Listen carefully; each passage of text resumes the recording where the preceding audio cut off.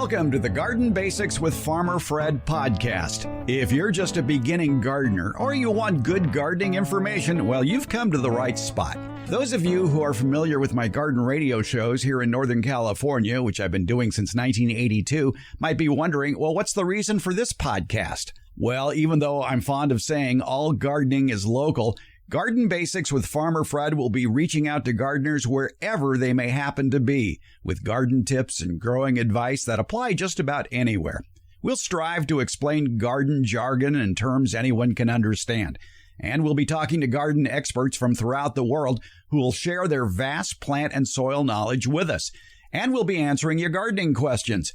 Think of us as your one-room schoolhouse for growing your backyard garden of fruits, vegetables, and flowers that attract the garden good guys, beneficial insects, and pollinators. And we'll have some fun, too.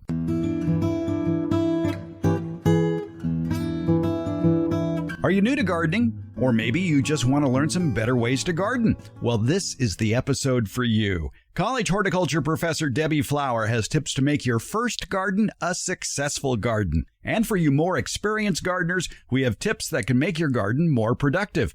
Or actually, to put it more bluntly, you're going to be learning from the previous mistakes of two gardeners with over 100 years of experience. Also, there's a lot of worry and concern about what will become our new normal way of life for 2020 and beyond. Well, we're going to suggest a new normal for you. It can ease your worries and keep you smiling. Oh, get your imagination out of the gutter. It involves gardening. It's episode 12 of Garden Basics with Farmer Fred, and we're going to do it all in under 30 minutes. Let's go. Here on the Garden Basics podcast, we know a lot of you are gardening for the first time. Welcome to the show. Let's help you out and get that first garden off to a good start. I guess we could call this episode, Do As I Say, Not As I Do, or Learn from Our Mistakes. And that's what you'll be doing. You're going to be learning from our mistakes. Our being myself here and our in-house college professor of horticulture, Debbie Flower, is here, sheltered in place, but here is as close as can be. Right. All right. Hi, Fred. Debbie, let's get people off to a good start on their garden. And okay. I think one of the main things, just like real estate, it's location, location, location. Yeah, that's really, really, really important because you gotta keep it top of mind. So you need to see it on a regular basis. So the place you put that garden needs to be somewhere that you're going to see it regularly. Right. Like daily. Put it where you can see it out a window of a room that you're in frequently, a kitchen, a dining room, a patio. Don't put it behind the garage where you're not going to see it and forget about it. You want to be able to see it to remind you to go out and do something. Right. Especially if it's your first, because you're not in the habit of checking on it every day. Right. Yeah. And it's easier to harvest from there as well. Yeah, exactly. Location also includes, well, how much sun does that area get? Most food crops, if you're growing for food and even for most flowers that attract pollinators and beneficial insects, they like lots of sun. They sure do. But exactly what is lots of sun? Yeah, the sun comes in all kinds of qualities, doesn't it? Yes, it does. The rule of thumb for when you're growing something that you want to produce seed, so something that's going to produce a fruit like a tomato or a cucumber, you want it to receive 8 hours of unobstructed sunlight. So there are no shadows in that sunlight. If you're growing for the root, like a carrot or a beet, or you're growing for the greens, like a lettuce or even beet greens, then 6 hours of unobstructed sun is important. A lot of the places, especially in summer, a lot of places in the U.S. get more than that. And more than that is okay in many cases.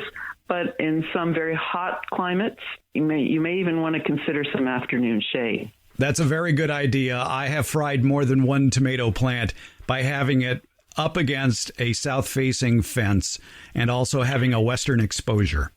Yes, that's something to consider, is not just the sun that's coming from the sky, but the sun that may be reflecting off of, in my case, I have a stucco light-colored stucco wall on the exterior of my house, and that reflects, it faces south, and that reflects right into the garden and has caused more than one shriveled up vegetable on the vine. All gardening is local, and your yard is different from my yard, which is different from the yard down the street. You will have things go wrong, and think of those things. I still have things go wrong. Think of those things as learning experiences. Yeah, exactly. And and even, we may sound like we're hectoring you about 8 hours of sun or 6 hours of sun. Maybe you don't quite get 6. Give it a try anyway.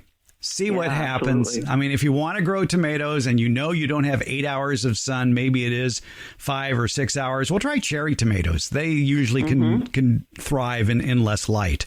Right. There are many, many different kinds of tomatoes, and sometimes the name of that tomato can really help you decide if it's going to work in your garden. If it's called polar bear red or something, which is would be an odd name, but the idea of having polar bear in it would indicate to me that it's going to grow better in cooler environments.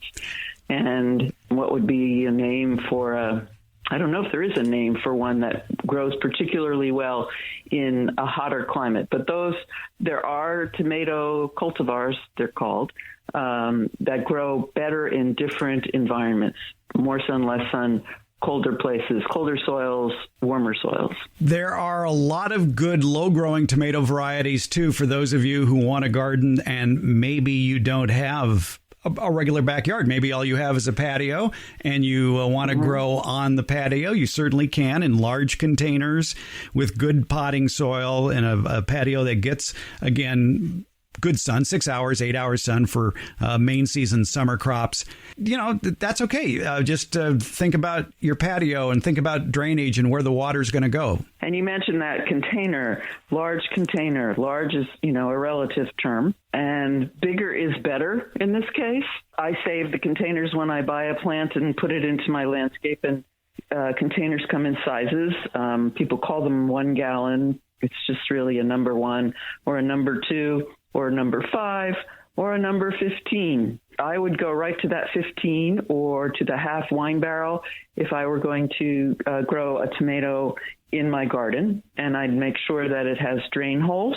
And if it's black plastic, I would paint it white or wrap it in aluminum foil, because that black plastic will absorb that sun that tomato is needing to grow and make that media that is in the container very hot, and the roots will die on that side of the pot. I think we have all had that experience of forgetting to water on a really hot day, and it dawns on us that, oh yeah, it can get 140 degrees in that soil if it's getting unobstructed sun on a 100-degree day.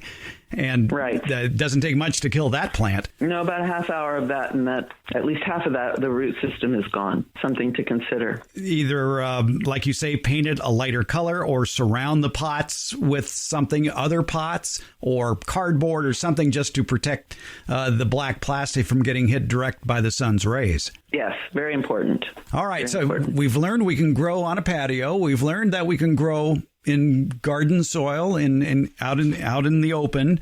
And for those who may have poor soil, they may want to build raised beds. And I think that's a fine idea, but don't overdo it. Meaning don't make them too wide, or you want to be able to reach halfway across the bed.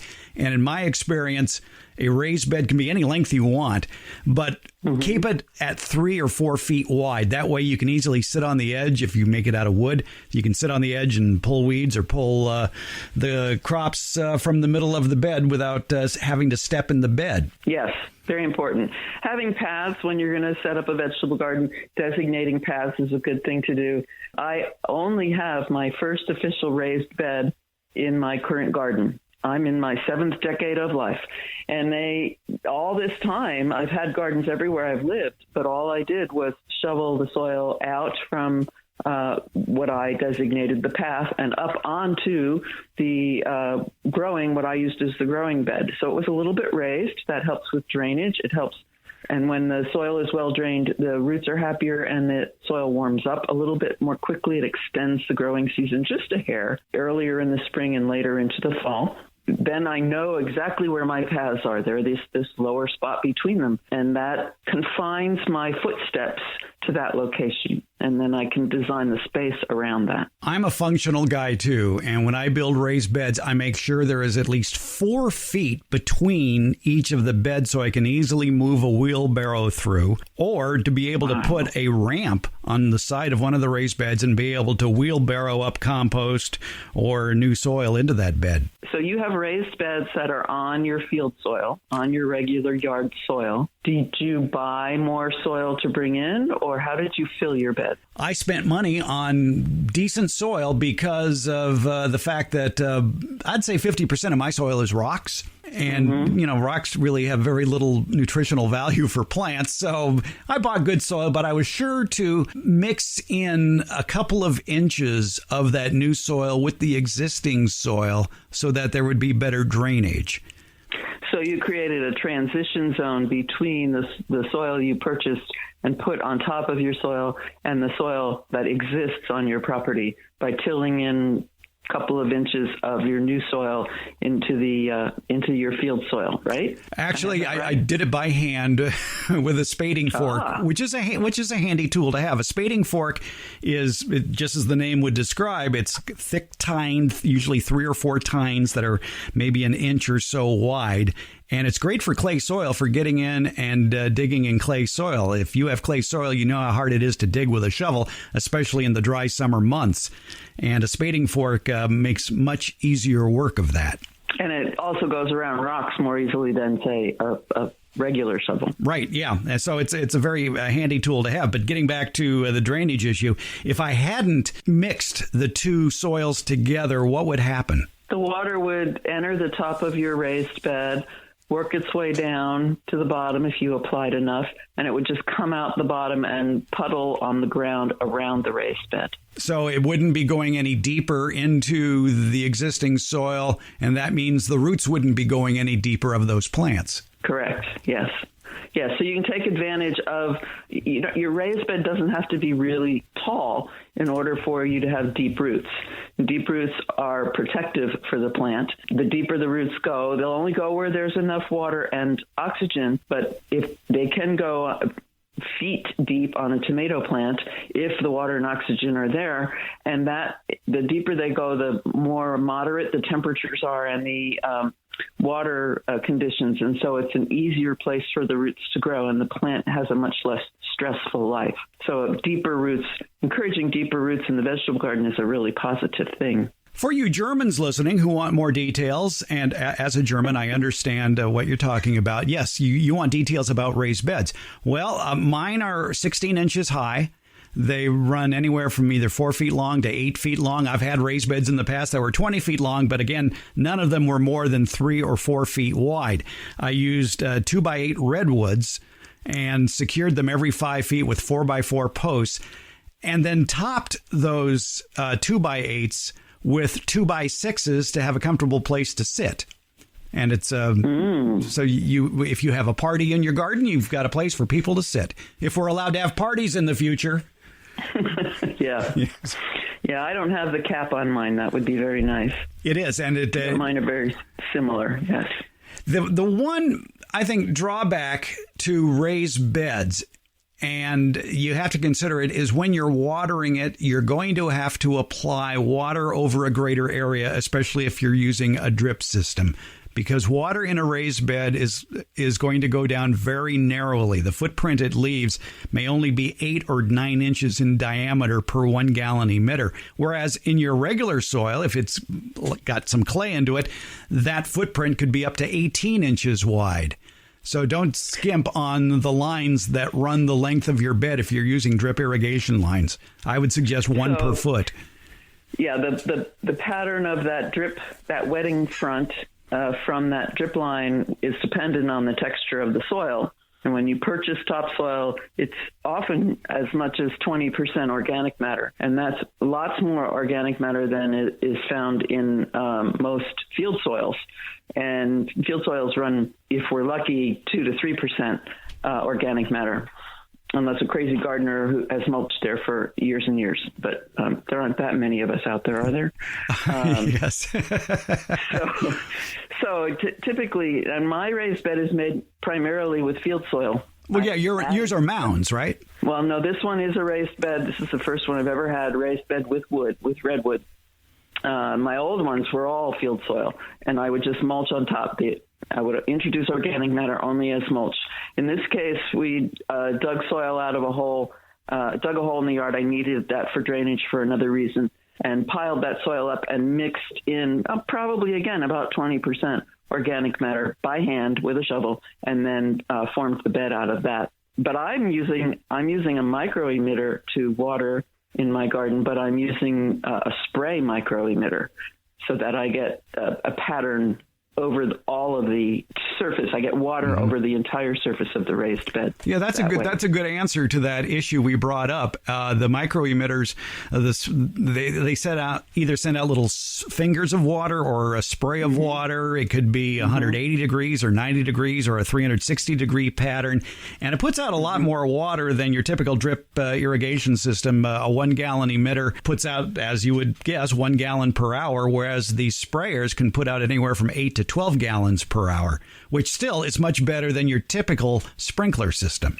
And it keeps it low to the ground. It's always a good idea, though, of 2 or 3 times per season to open up the end caps on any drip irrigation system. Open up the end caps, run the system for 5 minutes to flush out any impurities that might be in the system, especially if you have calcium in the water.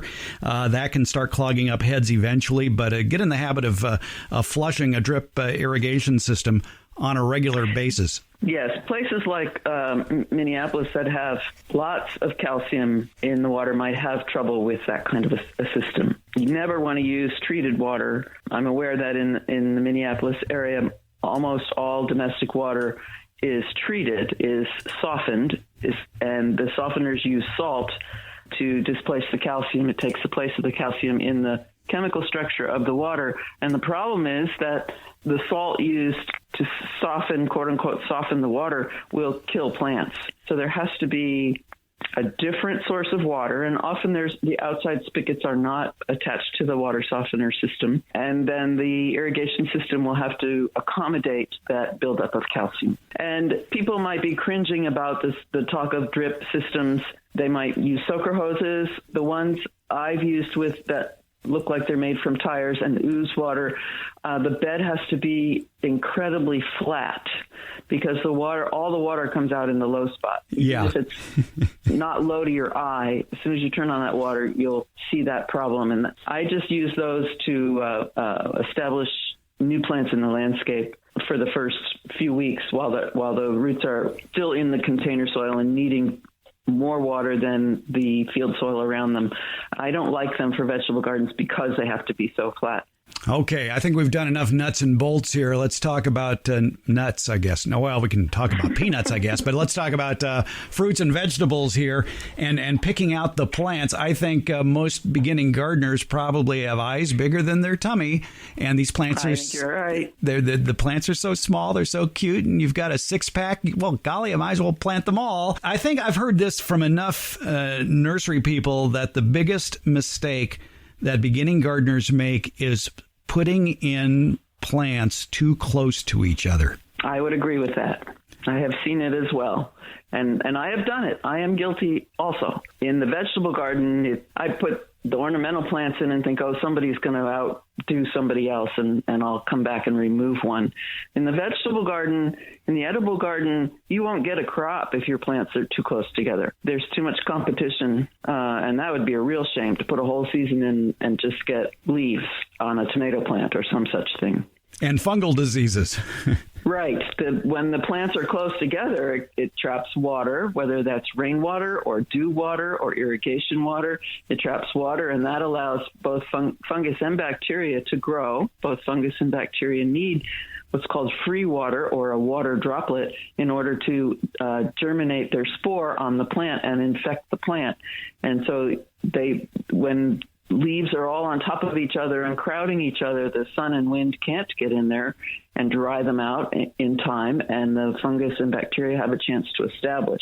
So you end up with a lot more disease, and you end up with a lot more insect-type pests as well, because they can hide from their what we would call the beneficials, the things that eat them, and you don't find them until they've consumed or damaged a huge portion of the plant. I like to measure my tools. I like to measure my trowel. The metal part of the trowel is about 6 inches long. The handle's about 6 inches long. So the whole trowel is about a foot long. And if it says space the plants 3 feet apart, then the stem of one tomato plant needs to be at the nose of the trowel. And then I need 3 whole trowels lengths, both handle and the metal part, and before I put in the next stem of the tomato.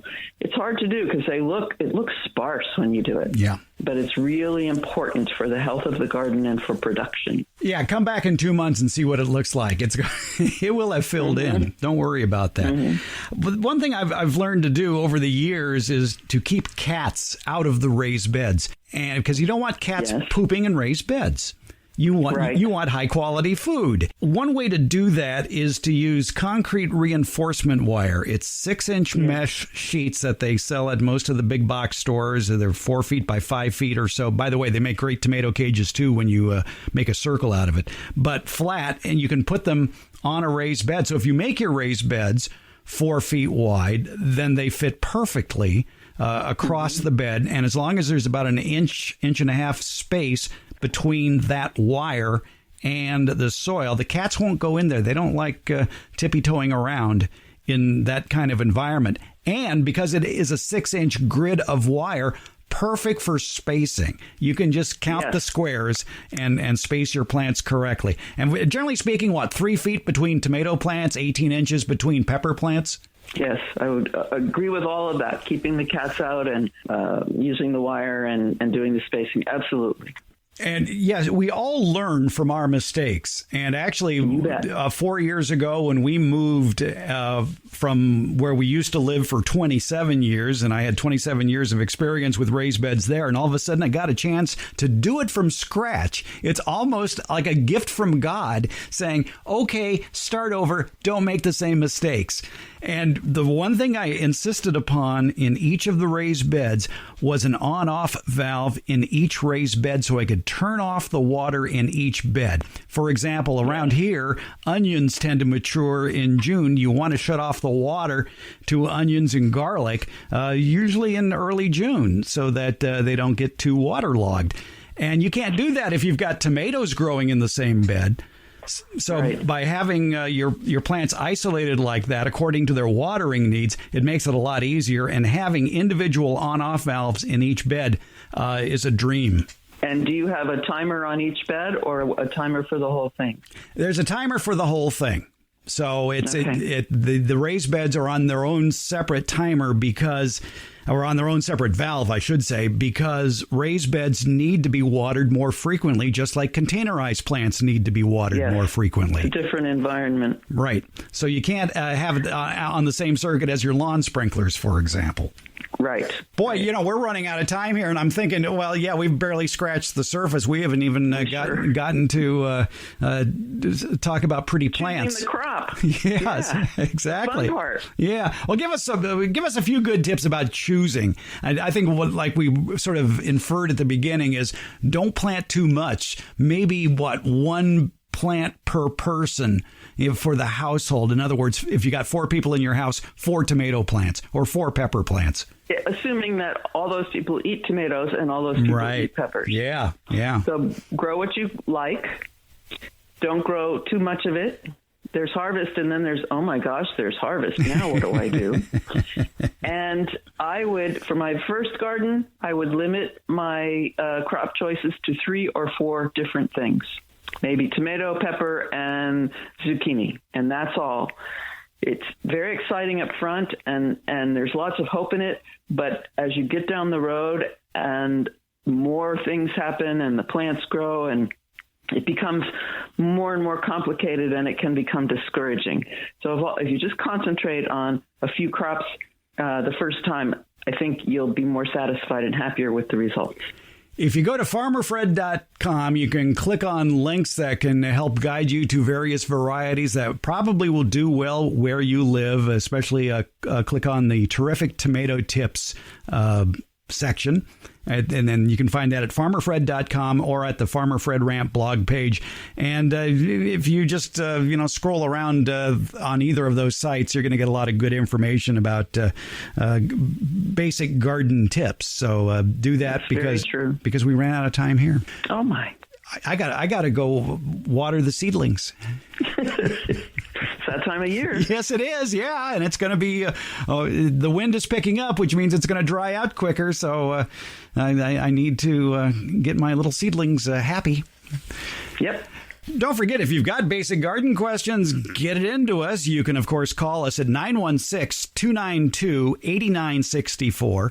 Send a picture via email to fred@farmerfred.com or leave us a question at the Get Growing with Farmer Fred Facebook page or at Farmer Fred on Twitter or Farmer Fred Hoffman on Instagram. The choice is yours, 21st Century America. Debbie Flower, always a pleasure. Thanks for getting our first garden going here. Oh, such a pleasure. I love gardens. I hope everybody else enjoys them too.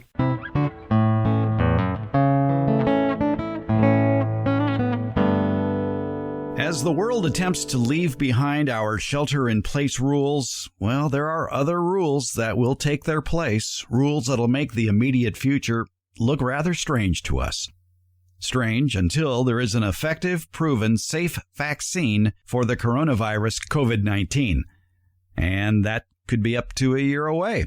Thinking about the possible new normals can be overwhelming. For the foreseeable future, they might include sporting events inside empty sports stadiums, eating at restaurants where every other table is filled with well-dressed mannequins, clear plastic barriers between us and everyone else we encounter at businesses, at grocery stores, restaurants, schools, airport lines.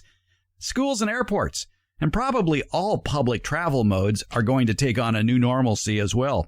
Online education may become the norm, not the exception, depriving us and our children of social interaction when we need it the most. The largest college system in the country, the California State University system, has already said that all their classes will be held online for the fall semester. So going away to college just might become a quaint idea. Heck, office buildings may become a quaint idea, with companies insisting that more and more workers convert spare bedrooms into office space. Will people jump back on airplanes in 2020? I kind of think people will be leery of exposing themselves to the petri dish of airborne germs for several hours. For that matter, how many countries or states will allow travelers from somewhere else to freely roam their country? There might be fewer places to go. Even here in the United States, in Hawaii, you have to be in isolation for 2 weeks as soon as you land before you can stick your toe in the ocean at a public beach. There's going to be a lot to get used to in the new normal of 2020. Changes that might not sit well with all of us. But there is one normal that won't change. Tending to your garden. There's no need for social distancing between you and your plants. No masks or plastic shields are necessary.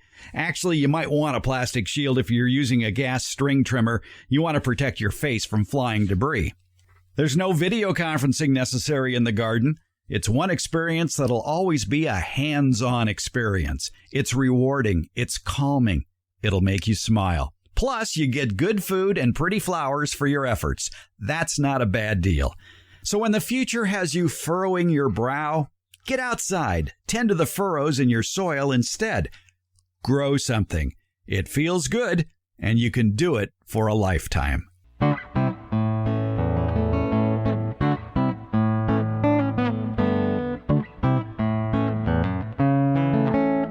Thank you for listening to the Garden Basics with Farmer Fred podcast. I appreciate your ears. How about a subscription? You can get the podcast wherever podcasts are given away, such as Apple, Spotify, Google, iHeart, Stitcher, and many more.